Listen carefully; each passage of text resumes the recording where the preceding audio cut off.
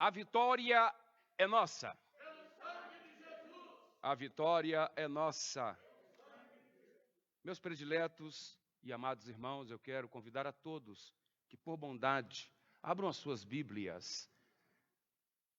Carta aos Gálatas, no capítulo 5, nós vamos ler, muito obrigado, nós vamos ler do verso 1 em diante. Enquanto vocês procuram, eu quero exteriorizar a Deus a minha gratidão pela oportunidade que nos é proporcionada em poder estar aqui, glorificando, magnificando e exaltando o nome do Senhor.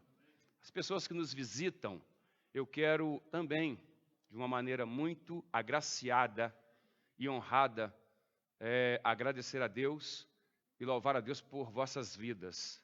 Que Deus vos abençoe e que a bondade do Senhor a cada dia seja sobre vocês. Amém?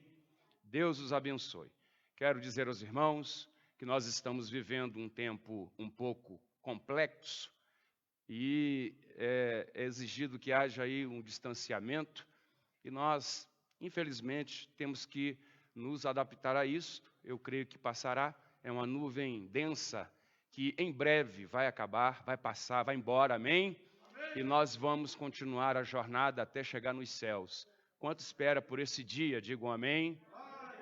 O nosso Deus é muito bom e a sua misericórdia dura para sempre. Nesses dias estive orando, pedindo a Deus que guardasse as nossas vidas e que nos desse a graça para que pudéssemos continuar firmes na jornada. São tempos difíceis, mas não são impossíveis. Porque o que é impossível para o homem é possível para Deus. Amém? A palavra de Deus, em Gálatas, no capítulo 5, e no verso 1 em diante, eu queria que vocês todos lessem comigo. Todos acharam, hein? Amém, irmãos? Hoje nós vamos conversar um pouco acerca da bondade de Deus para com as nossas vidas, haja vista que hoje é ceia do Senhor, então eu quero falar sobre isso hoje. Quero falar da terrível dor de Deus. Você já ouviu falar que Deus teve dor ou tem dor? Sim ou não? Com certeza tem. Principalmente quando ele olha o cenário que está exposto aos nossos olhos nessa terra. Tantas coisas acontecendo. E eu fico imaginando a vontade que Deus implacavelmente está de nos levar para o lugar seguro que Ele habita. E nós, um dia, vamos ter a oportunidade de chegar a esse lindo céu que nos é prometido. Amém? Glória a Jesus. Diz assim a palavra de Deus, Gálatas capítulo 5, verso 1. Diz assim: estais, pois, firmes à liberdade com que Cristo nos libertou, e não tornei a meter-vos debaixo do jugo à servidão. Eis que eu, Paulo, vos digo que se vos deixardes circuncidar, Cristo de nada vos aproveitará. E de novo protesto a todo homem que se deixa circuncidar, que está obrigado a guardar toda a lei. Separado estás de Cristo, vós, os que buscam a justificar pela lei, da graça és caído, porque nós, pelo Espírito da fé, aguardamos a esperança da justiça, porque em Jesus Cristo nem a circuncisão, nem a incircuncisão tem virtude alguma, mas sim a fé que opera por amor. Ouvis bem, quem vos impedis, para que não obedeçais à verdade? Essa persuasão não vem daquele que vos chamou. Um pouco de fermento leveta toda a massa. Ouvi de vós o Senhor, que nenhuma outra coisa sentireis, mas aqueles que vos inquietam, seja ele o que vos sofrerá a condenação. Eu, porém, irmãos, se prego ainda a circuncisão, porque sou perseguido. Logo, escândalo da cruz está aniquilada. Eu creria que fosse portado por aqueles que andam inquietando, porque vós, irmãos, fosse chamados à liberdade, não useis, então, da liberdade para dar ocasião à carne, mas servi-lo uns aos outros pelo amor, porque toda a lei se cumpre em uma só palavra. Nesta, amarás ao teu próximo como a ti mesmo. Se vós, porém, vos pordeis e devorais uns aos outros, vede, não vos consumais também uns aos outros. As obras da carne e o fruto do Espírito, digo, porém, andai em espírito, e não cumprireis a concupiscência da carne, porque a carne cobiça contra o espírito, e o espírito contra a carne. E estes opõem-se uns aos outros, para que não façais o que pereis. Mas, se sois guiados pelo Espírito, não estáis debaixo da lei, porque as obras da carne são manifestas, as quais são prostituição, impureza, lascívia, idolatria, feitiçaria, inimizades, porfias, ibulações, iras, pelejas, dissensões, heresias, invejas, homicídio, bebedices, glutonarias e coisas semelhantes a estas, acerca das quais contemplaram, como já antes vos disse, e os que cometem tais coisas não herdarão o reino de Deus. Mas o fruto do Espírito é amor, gozo, paz, longanimidade, benignidade, bondade, fé, mansidão, temperança, e contra essas coisas não há lei. E os que são de Jesus Cristo crucificaram a carne com as suas paixões e com a concupiscência. Se vivermos no Espírito, andemos também no Espírito. Não sejamos cobiçosos de vanglórias, irritando-nos uns aos outros, invejando uns aos outros. Quantos podem dizer amém? Feche seus olhos, vamos orar. Santo Deus e eterno Pai, quero glorificar ao Senhor e bendizer a Tua palavra, e quero lhe pedir, Deus, que o Senhor venha nos guardar, sustentar-nos e nos dar agilidade de pensamento. Fala ao nosso coração. Repreenda, ó Deus, toda potestade maligna e infernal. E lhe pedimos, ó Deus, que o Teu amor e que a Tua presença santa venha sobre nós, pelo poder e autoridade no Teu sangue. Fala aos nossos corações, em nome de Jesus. Amém e amém. Tomai assento, queridos. Vamos ler aqui? A terrível dor de Deus. Vamos falar bem alto.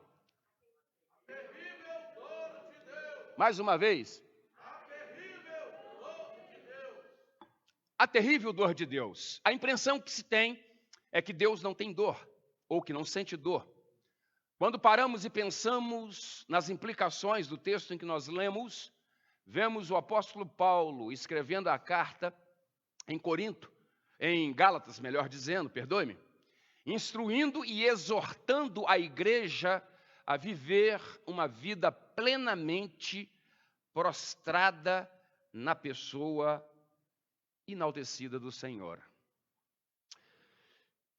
Através do terrível sofrimento de Jesus, nós observamos que a cruz de Cristo é exatamente a prova solitária do amor de Deus. Isso é, solidariedade pessoal e amorosa para com todos nós e para com a nossa dor. O verdadeiro agrilhão do sofrimento não é o infortúnio em si, e nem mesmo a sua dor e injustiça, mas o seu aparente abandono por Deus. A dor, na verdade, é suportável, mas a aparente indiferença de Deus não é, às vezes, como vemos, ou quando estamos descansando, ou até mesmo tirando uma soneca em uma cadeira de balanço celestial. Enquanto milhões de pessoas morrem de fome sofrendo neste mundo, nós pensamos nele como um espectador, quase, na verdade, tendo prazer no sofrimento do mundo todo, e também desfrutando do seu próprio isolamento. Philip Yancey avança um pouco mais, dizendo que nós podemos ter pensado mais do que jamais possamos colocar em palavras. Se Deus realmente está no comando, de algum modo, Ele vai fazer com que todos tenham sofrimento, porque Deus é tão caprichoso e justo, Ele é como um sadista cósmico que pode ver as coisas melhor do que nós. Deus se ri e olha para o desespero dos inocentes, diz Jó. Essa terrível caricatura de Deus que nos faz em pedaços, nós não podemos, em hipótese demais, ver Ele numa cadeira de pau. É o Deus que nos permite sofrer aqui. Ele é mesmo próprio que sofreu o Cristo. Ele é o Cristo, que Ele continua sofrendo conosco, que mostra o seu sofrimento. Nós vemos que a cruz é o evento de uma situação extraordinária, em que Cristo levou os nossos pecados e morreu a nossa morte por causa do seu amor e justiça. Nós não devemos pensar nela como uma expressão de um eterno ou levar o pecado no coração de Deus.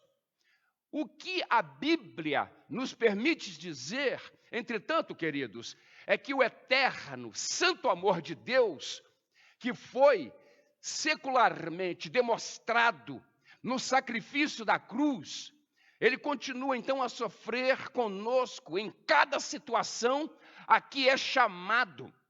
Mas também é legítimo falar de um terrível sofredor. Então, isso nos impede de fazer assim a doutrina tradicional da possibilidade divina. O adjetivo latino aqui passa a dizer que há uma incapacidade de sofrer, portanto, há um vazio de emoções. O seu equivalente aqui, crer à parte, que era, na verdade, expressado pelos filósofos a Deus, a quem declarava estar acima do prazer e da dor, visto que isso interromperia a sua tranquilidade. Os primitivos pais gregos também da igreja aceitaram essa noção sem muitas reservas. Em consequência, então, os seus ensinos acerca do nosso Deus, às vezes, parecia mais grego do que hebraico. Era também, então, equivalente. É verdade, queridos, que sabiam que Jesus Cristo, o Filho encarnado, sofreu, mas não o próprio Deus. Por exemplo, queridos, Inácio escreveu a Policarpo, ao Deus que não pode sofrer e que também por amor a nós, mas aceitou o sofrimento. Isto é, em Cristo Jesus. De modo semelhante, então, nós aprendemos que também ele afirmava que por causa da encarnação invisível, se fez visível. Por compreensivo e também por compreensão, e em passivo, o passivo. É bem verdade, novamente, queridos, que ele sabia que os autores do Antigo Testamento escreveram eminentemente o amor e a piedade.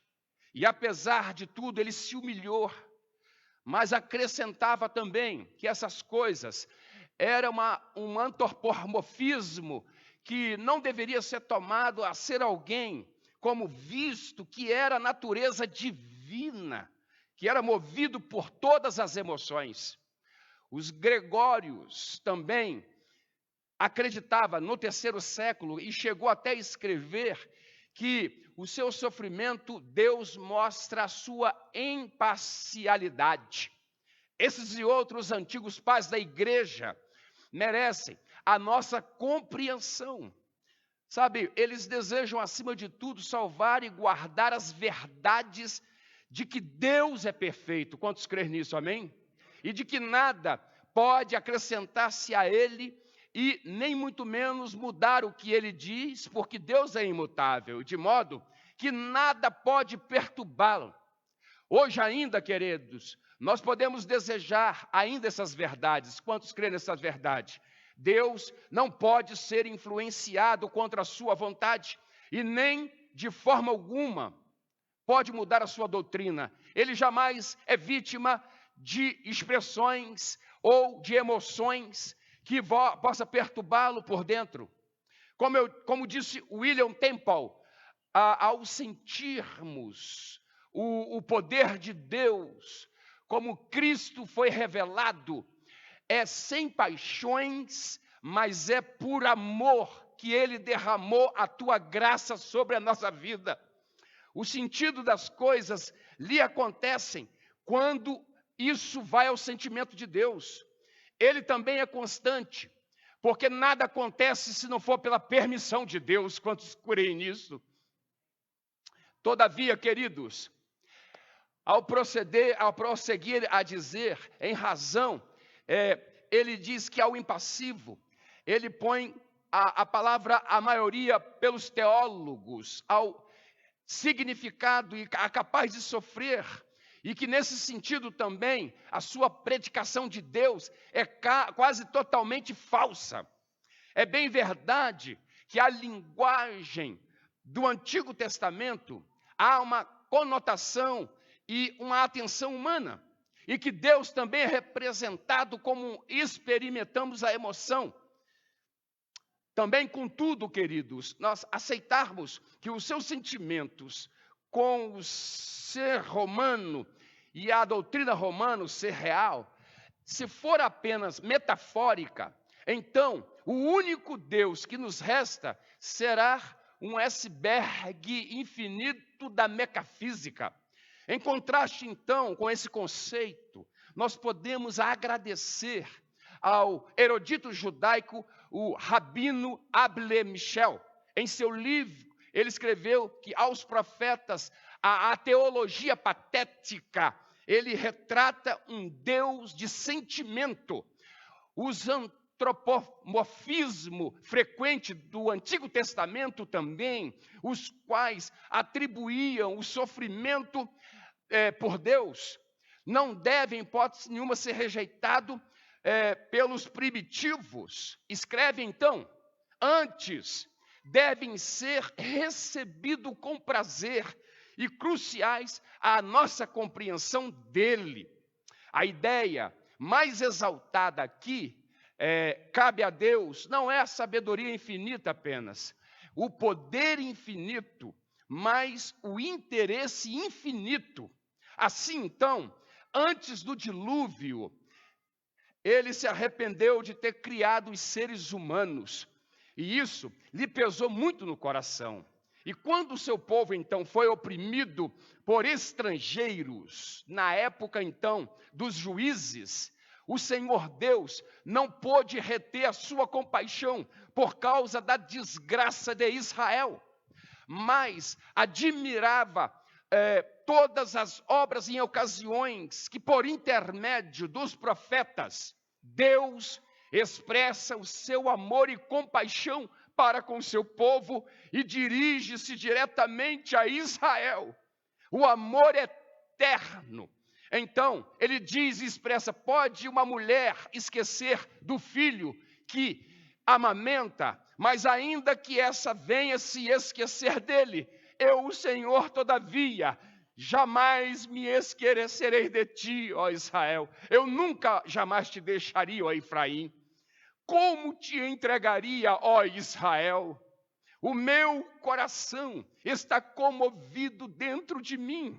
As minhas compaixões se acendem. Além do mais, se a revelação divina, final e completa, foi dada em Jesus Cristo, eu afirmo então que os seus sentimentos e sofrimento são reflexo autêntico do sentimento sem sofrimento do próprio Deus. Os escritores, queridos, do Evangelho antepõem o aspecto total aqui das emoções humanas, passando do amor e compaixão e através da ira e indignação, a pesaria, a alegria. A teimosia também do coração pode causar angústia e também a entrada do túmulo de Lázaro. Em face então da morte, ele chora de pesar e agitou-se de indignação. Ele chorou então novamente sobre Jerusalém e proferiu em um labirinto tão sossegueiro e obstinação, e ainda hoje ele pode compadecer-se das nossas fraquezas e lágrimas. Sentimos então conosco nela. A melhor maneira, meus queridos, de levantar a perspectiva tradicional da impassibilidade divina, porém, queridos, é perguntar que significado pode haver um amor que pode ver aquele que ama. Se o amor é autodoador, então, inevitavelmente vulnerável é a dor, visto que se expõe à possibilidade de rejeição em tudo. Foi então a afirmação que veio a ser fundamental, que Deus é amor. Quantos creem que Deus é amor? Levante as mãos e adore a Ele. Eu quero que vocês prestem bem atenção na introdução para que vocês entendam o que Deus vai falar com vocês aqui hoje. Porque Deus é amor e o seu amor dura para sempre. Assim como Ele amou a Israel consecutivamente por causa da graça e da dor que Ele sentiu mediante o seu Filho, Ele até hoje sente a dor de todos nós. A impressão que se tem é que Ele não nos observa, mas eu lhes garanto com ênfase e peculiaridade que Deus ainda se importa com todos nós. Levante as mãos e adore e agradeça a Ele por isso. O encanto da dor terrena, aristotélica de Deus, isso é, tudo é impassivo. Se fosse Deus incapaz de sofrer, então Ele também lhes é capaz de amar. Ao passo daquele que é capaz de amar também é capaz de sofrer. Quantos podem dizer amém? Porque Ele também há de sentir todo o sofrimento que encarreta. Certamente que foi por isso que Poliofer, no cárcere, 9 meses antes da sua execução, ele escreveu ao seu amigo eterno. Ele disse: somente Deus, sofredor, pode ajudar-nos como digno de menção especial e como um forte exponente de uma perspectiva falsa da impossibilidade divina. Está aí o erudito Anipone, ele escreve o seu admirável livro, A Teologia da Dor de Deus, em 1945, não muito depois de exprimir as suas bombas atômicas e dizer o que aconteceu em Hiroshima e Nagasaki. Foi então inspirado, e diz-nos ele, por Jeremias 31 e 20, onde Deus vai descrever o seu coração comovido, compadecido por Efraim.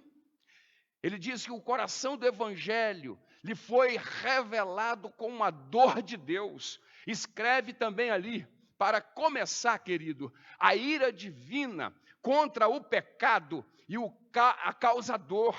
Essa ira, então, de Deus é absoluta e fina. Nós podemos, então, dizer que o reconhecimento da ira de Deus é o princípio da sabedoria. mas Deus ama as próprias pessoas com as quais está irado. Isso quer dizer que a dor de Deus reflete a sua vontade. E isso quer dizer que, independente das suas falhas, dos seus pecados, das suas incredulidades e imperfeições, Ele imensuravelmente continua nos amando. Você crê no amor de Deus, glorifica Ele. Você pode amar a Deus, pelo menos adorando-o em espírito e em verdade, sabendo que Ele é fiel. Se você estiver ligado, Deus vai fazer uma mudança gloriosa e impactante em sua vida nesta noite.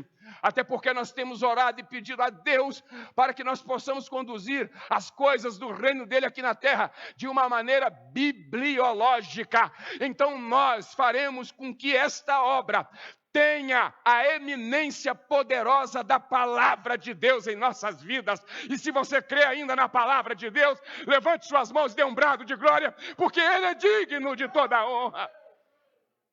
Na Bíblia, o que eu sei até prego, e o que eu não sei eu acredito, porque ela é verdadeira e poderosa. Você pode falar com Deus das suas falhas aí agora.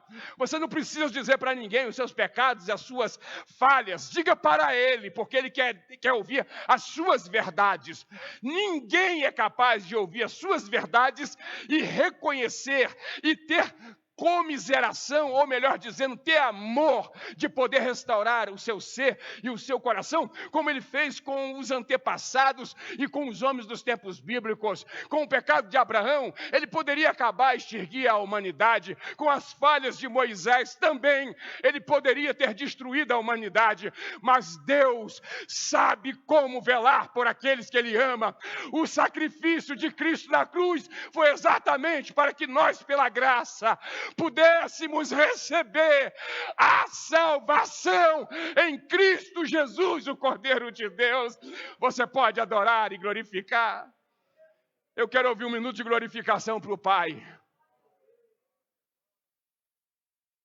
Se é que Ele merece ser glorificado. Ele merece ser glorificado. Ele merece ser glorificado. Aleluia. Aleluias, aleluias, aleluias. Glória a Jesus. Queridos, então, nós podemos ver que é o seu amor e a sua graça que faz com que tudo mude. Por que na arrebatadora frase de Lutero, é Deus lutando com Deus? O fato de que esse Deus que imulta, não é dois deuses diferentes, mas é o mesmo Deus.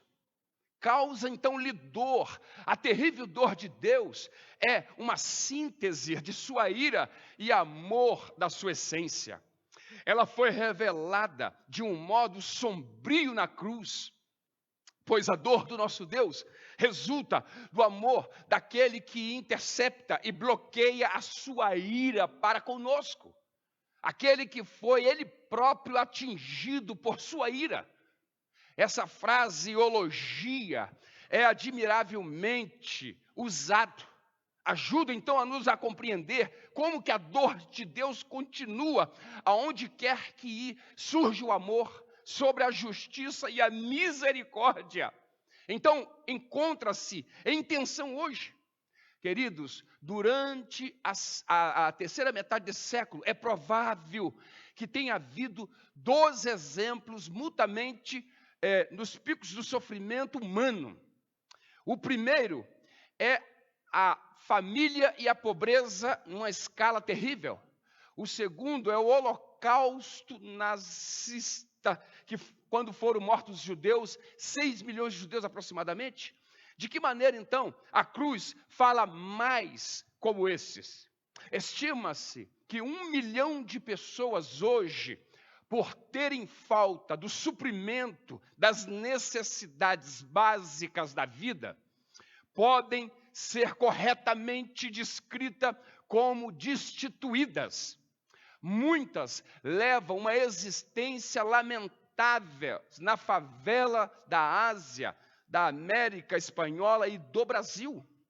A penúria do povo, a lutação dos seus miseráveis e de acordos maléficos, falta de saneamento alimentar, as crianças que sofrem fome e as doenças, o desemprego e a ausência de educação, tudo isso vem a ser relato e da necessidade humana. Não é de surpreender, queridos, que tais favelas ou aglomerados sejam focos de amargura ou sentimento. O que surpreende, na verdade, é que a desumanidade e a injustiça da situação não gera uma ira mais vergonhosa. Ralph Italiani imagina que um pobre de um aglomerado do Rio de Janeiro, o qual tem a colossal estátua de Cristo a 704 metros de altura, que sobressaem sobre o Rio de Janeiro, o Cristo, lá no Corcovado. O homem pobre, diz a estátua, eu subi a ti agora, ó Cristo, e dos alojamentos imundos confinados lá de baixo para colocar na tua presença agora. Maior respeito é essas considerações a 900 mil pessoas como eu, lá no aglomerado, vivendo nessa esplêndida cidade. E tu, ó Cristo, permaneces aqui no Corcovado, cercado pela glória divina. Desce então lá para a favela. Vem comigo, por favor, para os aglomerados e mora conosco lá embaixo. Não fique longe de nós. Viva entre nós e renova a nossa fé, ó Pai. Amém. O que diria Jesus como resposta a tal pergunta? Não diria ele, eu realmente desci para viver entre vocês e ainda vivo em vocês. Isso é, de fato, um modo pelo qual alguns teólogos latinos-americanos estão apresentando algo hoje. Em seu livro Cristiologia nas Encruzilhadas, por exemplo, queridos, o professor John Splin, que é o Salvador, ele desenvolve um protesto, tanto quanto a teologia, como a mente, como acadêmica, de falha que pode tomar a apropriação do que é real e tradicional choroso, depois que é passivo ou individualista demais. Em lugar disso, então, ele procura relacionar todo o mundo moderno e a justiça social. Foi o próprio Deus, então, que a demonstrou para o mundo todo como a cruz histórica e mostrou Cristo intocável, para que o próprio Deus, o Pai, que estava na cruz de Jesus, além de tudo isto, o nosso Deus é encontrado nas cruzes dos oprimidos. Deus está em todos os lugares. Ele está aqui, ali e acolá. O autor desse livro diz que Deus está em todos os momentos em nossas vidas. Ele está nos aglomerados e também Ele está nos grandes centros. Ele está no interior e Ele está nas capitais. Ele está nos alojamentos dos sofridos que vivem afastados das comunidades. E Ele está também junto daqueles que amam a Cristo em verdade. E Ele está também diante daqueles que não amam a Jesus, porque Ele veio para os sofridos, Ele veio para os enfermos e não para os sãos. Ele está em todos os lugares. E como prova de tudo isso, para que nós possamos sentir essa presença soberana, Ele também está aqui introduzido pelo poder do sangue do Cordeiro. Será que você pode senti-lo? Nós então não precisamos prostrarmos diante de nenhuma estátua e nem precisamos ir diante do Cristo Redentor lá no Corcovado, Rio de Janeiro. Basta nós dobrarmos o joelho e falar com Ele, porque Ele fala conosco. Você pode levantar as mãos e glorificá-lo. Ele se faz presente aqui e não fará presente apenas no momento de celebração da ceia, até porque nós fugimos de todos os males para participar da ceia.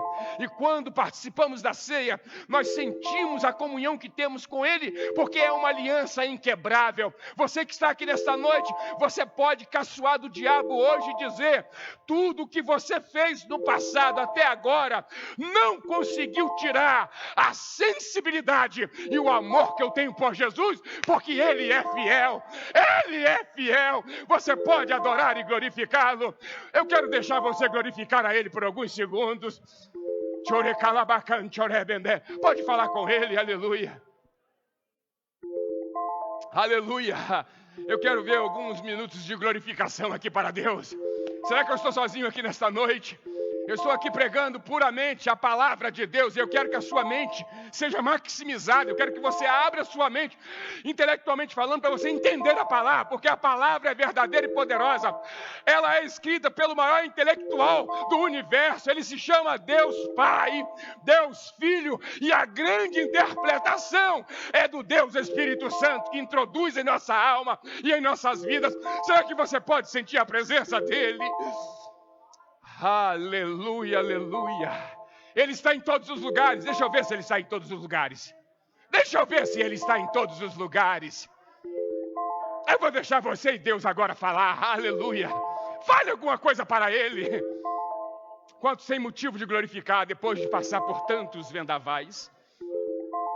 Tantas pessoas morreram, mas você está vivo. Tantas pessoas ficaram enfermos, mas você está vivo. Tantas pessoas quebraram, mas você está de pé. Tantas pessoas sofreram, mas você pode se alegrar aqui. Tantas pessoas estão na incredulidade, mas você ainda tem fé. Isso é egocentrismo? Não! Isso é o efeito de um Deus invisível se revelando na pessoa cristocêntrica de Deus Pai. Até porque a cruz é o começo da nossa vitória. A cruz é o começo da nossa vitória. Quantos desejam receber a vitória em Cristo Jesus? Eu vou deixar você glorificar ao Pai. Ele se faz presente aqui. Aleluia. Oh, aleluia. Pode glorificá-lo. Eu vou deixar você falar com Ele.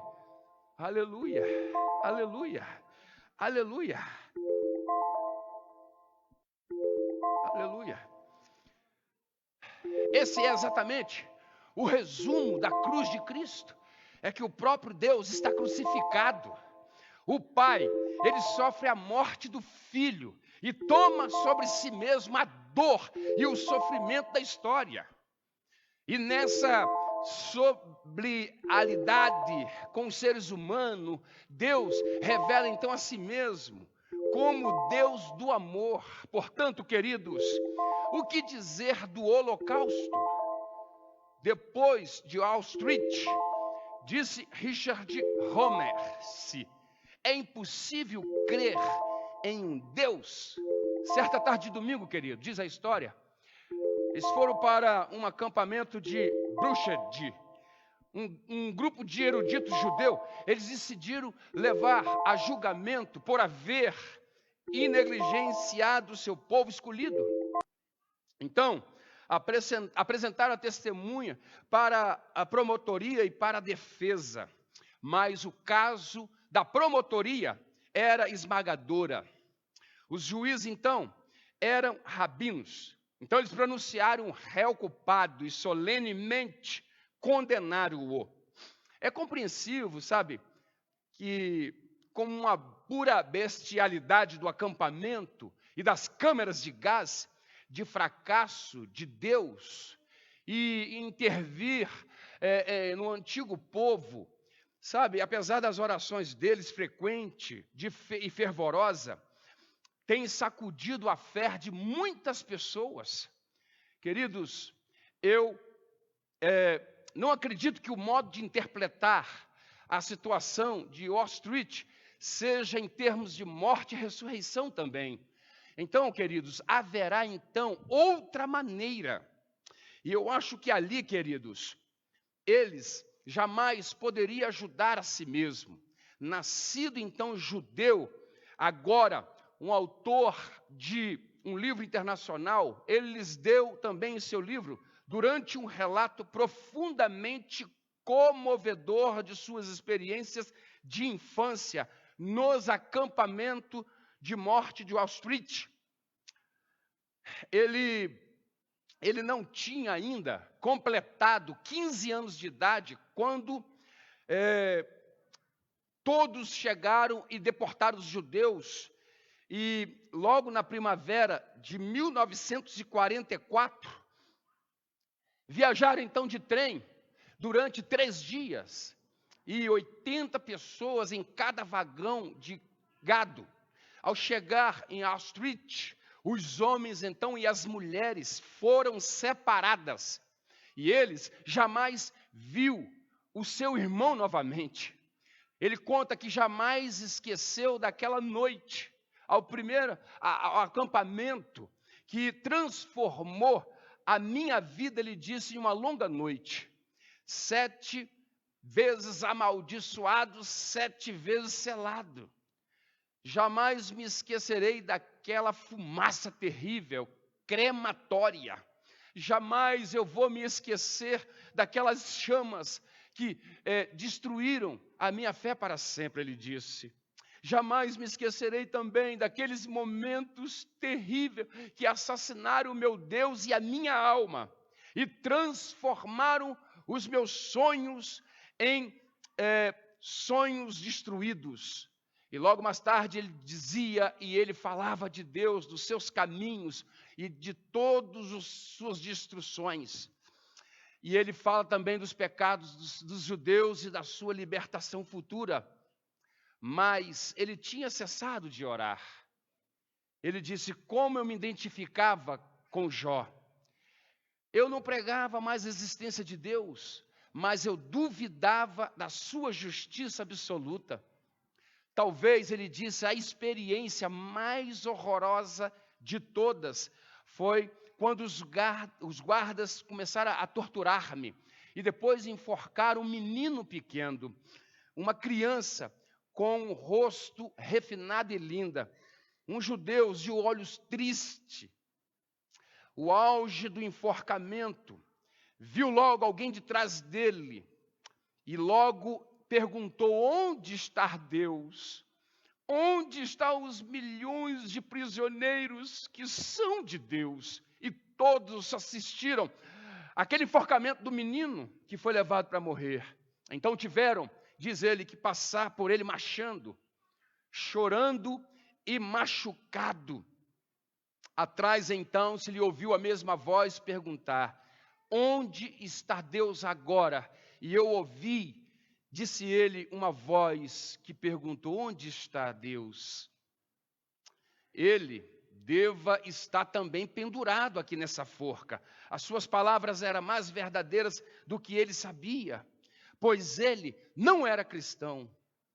Deveras então, com cada fibra do seu ser, rebelou-se contra Deus e apenas é permitido algo que fosse torturado, morto e queimado. Ele disse, eu estava sozinho, terrivelmente sozinho em um mundo sem Deus e sem um homem, sem amor e nem misericórdia. Teria ele dito isto? Em Jesus, se eu tivesse visto Deus em cada face. A boa evidência bíblica, queridos, é que Deus não apenas sofreu em Cristo, mas que também Ele em Cristo ainda sofre com o seu povo. Quantos podem dizer amém? Não está escrito, porém, que no Espírito de Deus, nos primeiros dias do amargo cativeiro de Israel no Egito, Apenas ele viu as suas misérias e ouviu também os seus gemidos, mas também em toda a angústia dele foi ele angustiado. Não perguntou Jesus a Saulo de Tarso o que perseguia, revelando assim a sua solidariedade com a ação. É maravilhoso que nós possamos partilhar do sofrimento de Jesus Cristo. É mais maravilhoso ainda que ele partilhe dos nossos verdadeiros problemas. O Emanuel, Deus conosco, a sua compaixão não se limita ao nosso sofrimento e nem muito menos do povo da aliança. A esse Jesus, ao ministrar aos famintos e aos sedentos, aos estrangeiros e aos enfermos e aos presos, nós não estaríamos ministrando a ele? Ou medicando que ele se identificava com todas as pessoas necessitadas e sofredoras? Eu mesmo jamais poderia crer em um Deus se não fosse pela cruz. Quantos concordam comigo? Há muitas pessoas que ridicularizaram a cruz de Cristo. E no mundo real da dor, você pode adorar um Deus que seja ele épico.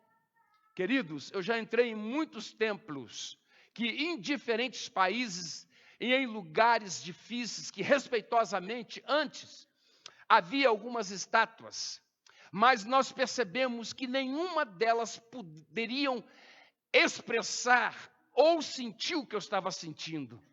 Mas quando nós nos prostramos diante do Cristo ressurreto e poderoso, que foi cravado na cruz do Calvário, aquele que chorou por Israel, é hoje ainda o que sofre e chora por você. Eu posso ver que quando nós clamamos, sofrendo pelos nossos sofrimentos, ele junto sofre com os nossos sofrimentos. Então, Cristo foi retorcido na cruz, as costas dilaceradas, foi tudo deslocado, a sua fronte foi sangrando. Então, intoleravelmente, ele foi moído por causa do nosso sofrimento. Ele foi lançado nas trevas e parece que tudo estava sendo acabado. Mas ele levanta a voz e ele clama. E todos, por certo, se preparam para uma grande mudança gloriosa. Ele sofre por nós.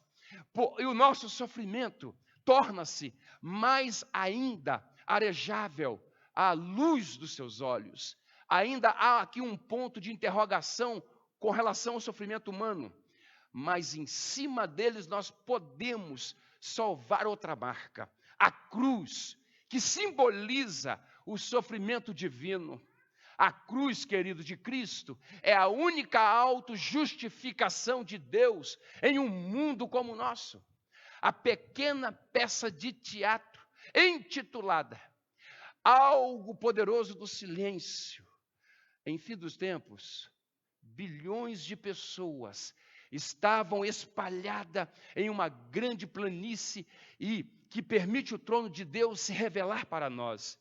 A maioria fugiam da luz que lhes apresentava pela fé, pela frente.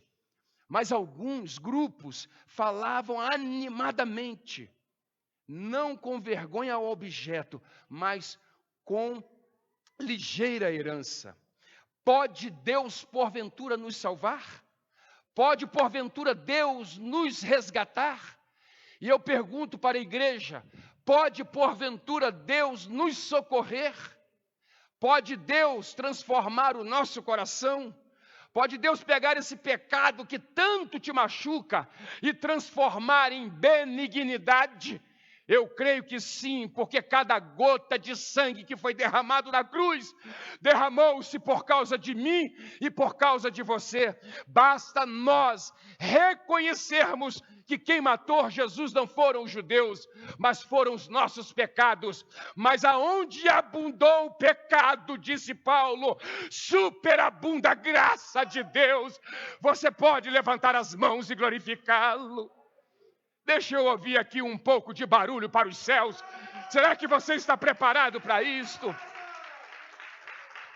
Adora Ele mais alguns segundos, porque Ele está de pé. Oh, rabacante, orebecanta lai. Você pode receber a presença do Deus Todo-Poderoso. Levante suas mãos e sinta a presença dEle.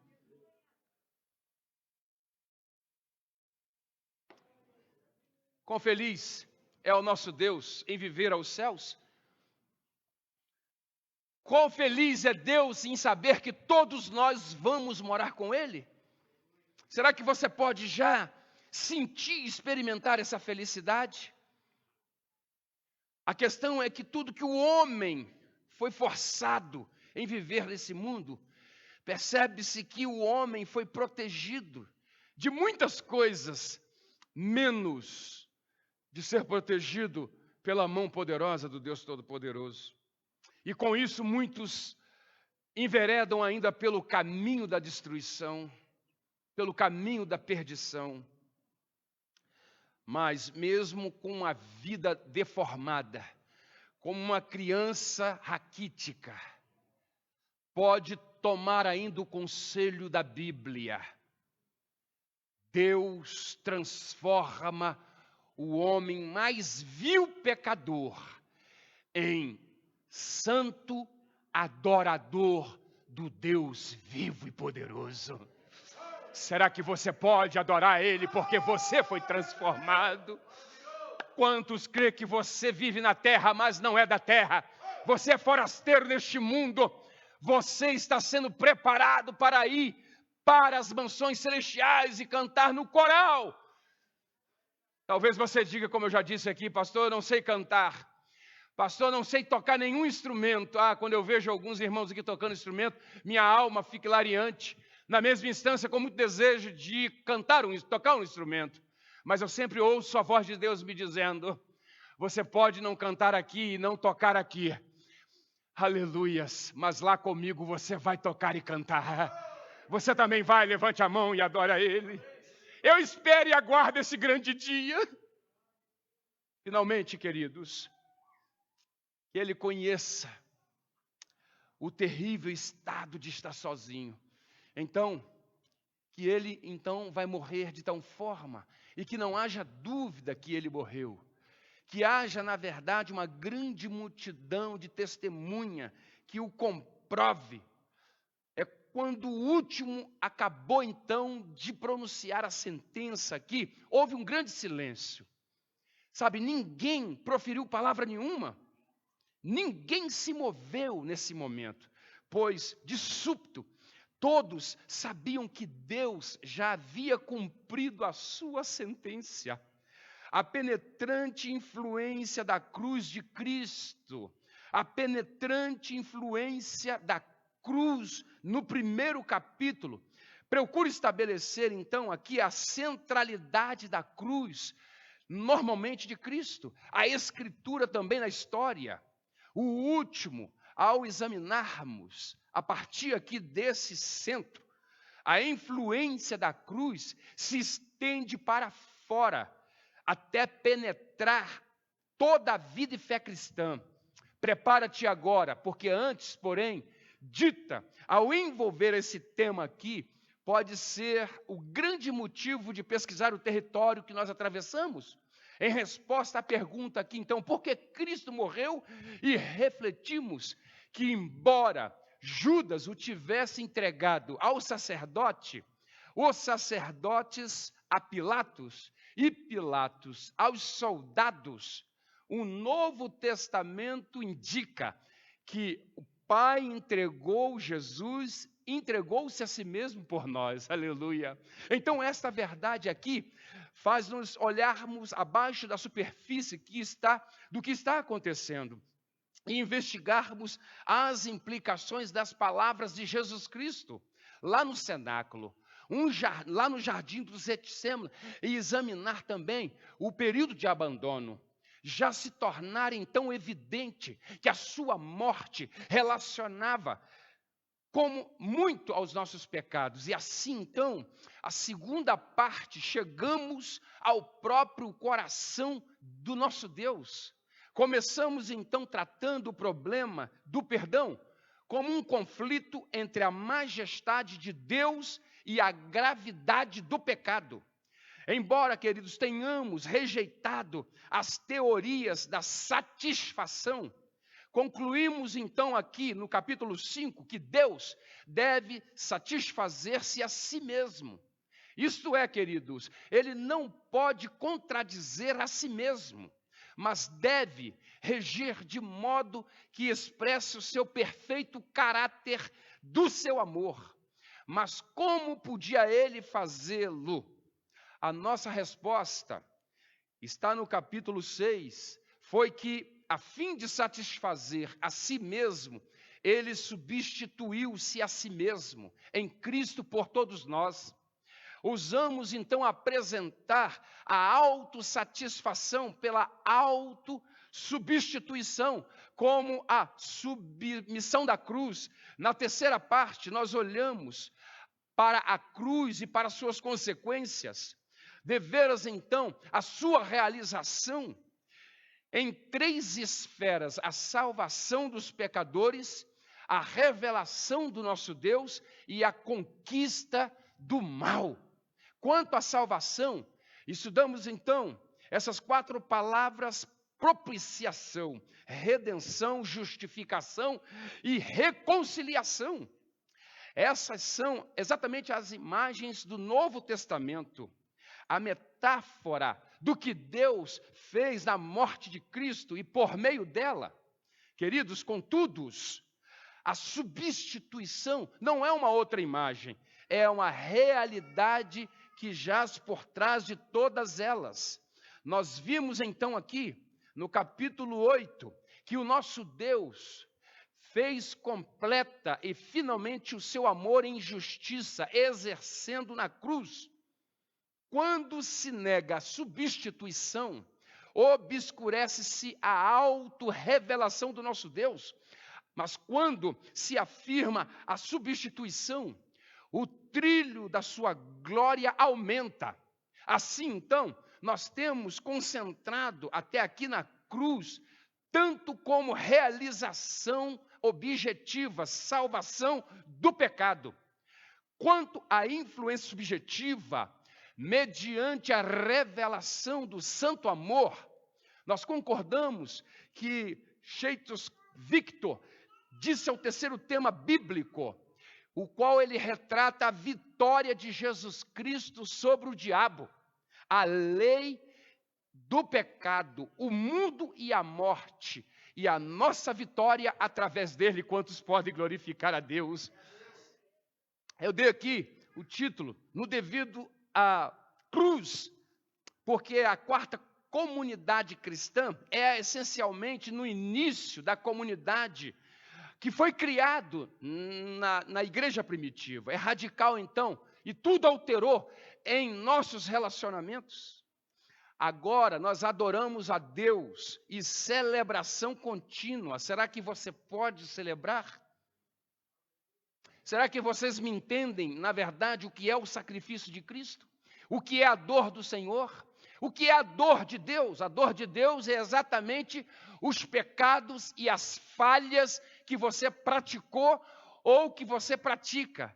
Mas qual é a alegria de Deus? A alegria de Deus é ver o seu Filho ressuscitando e resgatando e ajuntando a sua comunidade cristocêntrica para adorar e louvar a Ele naquele grande dia. Será que você pode agradecer também? Aleluias! É a alegria de Deus. Então nós compreendemos a nós mesmos e estamos a nós mesmos aos serviços a outros. Aqui no capítulo 11 diz que nós devemos amar os nossos inimigos, porquanto nós devemos amar o mal com o bem, encarando todo o desconcertante problema e o sofrimento à luz da cruz.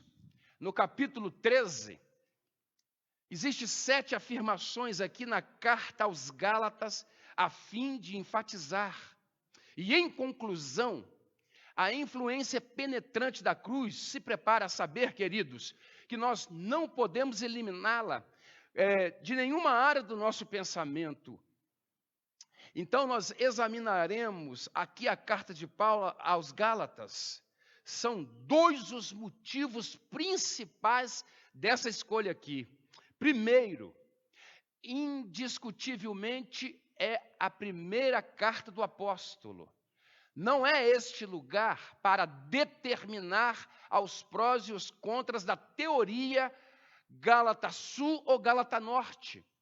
A semelhança com a carta Romanos também pode ser descrita a última carta, mas a ação pressuposta em Gálatas 5 enquadra melhor na cronologia de Atos e fortemente favorece uma data anterior. Nesse caso, queridos, a carta ela foi escrita por volta de 48 anos depois de Cristo e 15 anos depois da morte e ressurreição de Jesus. Segundo, o evangelho do apóstolo Paulo em Gálatas, o qual ele vai defender, juntamente com sua autoridade apostólica, convinho de Deus, não do homem, focaliza exatamente o poder como a carta contém 7 afirmações acerca da morte de Jesus. E cada uma delas tem uma faceta diferente. Colocando então juntas, obtemos uma compreensão espantosamente completa da influência e penetrante da cruz de Jesus. Em primeiro lugar, a cruz é a salvação. Gálatas 1, do 3 a 5. Então nos diz, graça a vós outros e paz da parte de Deus, o nosso Pai, e de nosso Senhor Jesus Cristo, o qual se entregou a si mesmo pelos nossos pecados, para nos desarraigar deste mundo perverso, segundo a vontade de nosso Deus e Pai, a quem seja a glória nos séculos dos séculos. Amém. Essas palavras aqui fazem parte da saudação introdutória do apóstolo Paulo. Em geral, queridos, uma saudação epistolar convencional. Paulo aqui usa, então, como uma declaração teológica e cuidadosamente equilibrada acerca da cruz, a qual dito ao interesse do apóstolo na carta. Primeiro, a morte de Jesus foi tanto voluntária quanto determinada. Por um lado, queridos, ele se entregou a si mesmo pelos nossos pecados, livre e voluntariamente, você pode dizer amém? Por outro, a sua tribulação foi segundo a vontade do nosso Deus e Pai. O Deus Pai, com um propósito, desejou a morte do seu próprio Filho. É como diz na Escritura, no Antigo Testamento. Contudo, Jesus Cristo abraçou esse propósito de livre e espontânea vontade. Ele, então, dispôs a sua vontade a fim de fazer a vontade do Pai. Segundo lugar, a morte de Jesus Cristo foi exatamente pelos nossos pecados. O pecado e a morte são integralmente relacionadas através das Escrituras, por causa do efeito, como nós já vimos. Geralmente, o que peca e o que morre são as mesmas pessoas. Aqui, entretanto, queridos, embora os pecados sejam nossos, a morte é de Jesus. Ele morreu pelos nossos pecados, levando a penalidade em nosso lugar. Em terceiro lugar, o propósito da morte de Jesus foi exatamente resgatada. A salvação e a cooperação de resgate empreendida pelas pessoas cuja situação é tão desesperadora que não pode salvar-se a si mesmo. Em especial, também, ele morreu a fim de nos salvar deste mundo perverso. Vou repetir, ele morreu para nos salvar desse terrível mundo perverso. Você pode agradecer a ele por isso? E morrendo a morte. Você pode agradecer a ele por isso? Ela. Quantos entendem isso, amém? Se eu mesmo tivesse que fazer tudo isto, contudo, seria o meu fim, de modo que o Senhor Deus providenciou outra maneira. Cristo Jesus levou a penalidade da minha quebra da lei, e a bênção do que ele fez se tornou a minha conquista com ele. Sendo um com Cristo, posso dizer então, morri para a lei, verso 19, cumprindo as suas exigências. Porque eu estou crucificado, disse Paulo, com Cristo, e agora ele vive em mim. Ele vive em você também, aleluia, verso 20. Como é que acontece em Romanos 6 e em Gálatas 2, a declaração de nossa morte e ressurreição com Jesus Cristo?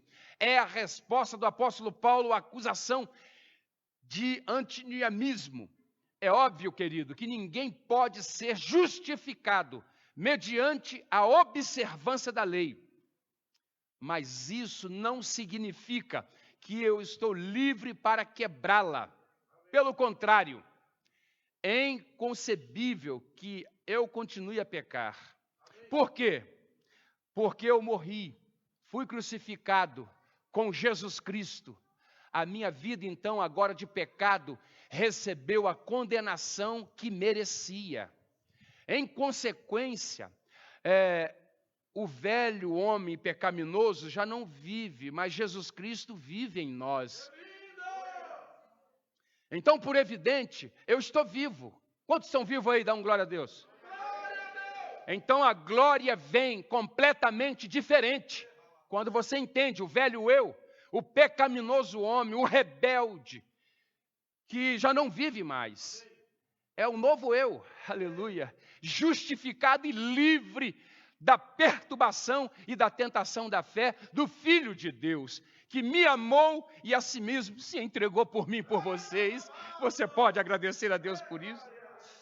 Aleluias.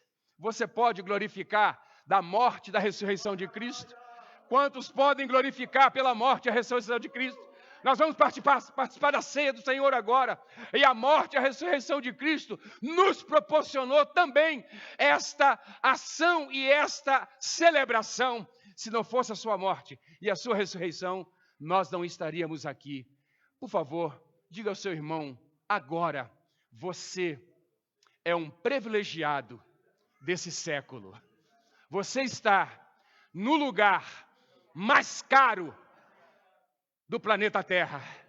Você está na pista para decolar para as mansões celestiais. Será que você pode levantar as mãos e adorá-lo? Aleluia! Eu sei que algumas pessoas podem estar dizendo esse culto está estendendo demais. Mas você ficou em casa tanto tempo e está reclamando da hora. Aproveita, porque esse pode ser o último culto que você está participando. Pergunta para mim por quê? Mais uma vez, por quê? Porque eu te espero lá naquele lugar, aleluia. Sabe, a gente pode acordar, fechar os olhos hoje e acordar naquele grande lugar, cantando naquele lindo coral. Será que vocês esperam isso? Será que você pode glorificar? Será que você aprendeu com a palavra hoje? Levante suas mãos e adore a Ele. Eu sinto a presença de Deus aqui. Esse culto ainda pode terminar melhor, viu? Esse culto pode terminar melhor. Você pode adorá-lo. Deixa eu dar um anúncio, se você é um crente que não gosta de Bíblia, você está proibido vir nessa igreja a partir do domingo que vem. Porque nós vamos pregar Bíblia, vamos lançar Bíblia na cabeça dos crentes. Nós precisamos aprender o que é a palavra de Deus, porque a palavra de Deus nos liberta. Foi isso que Jesus falou para a mulher samaritana. Os verdadeiros adoradores o adoram em espírito e em verdade. Talvez a inverdade de adoração é exatamente a falta de compreensão da poderosa palavra de Deus. Será que você pode adorá-lo e sentir a presença dele? Já estou terminando. Aleluias. Glória a Deus. Levante suas mãos, por favor. Diga assim comigo: Deus, eu te agradeço, mas no mesmo tempo te peço perdão, porque o Senhor sentiu a dor e ainda sente a dor por mim.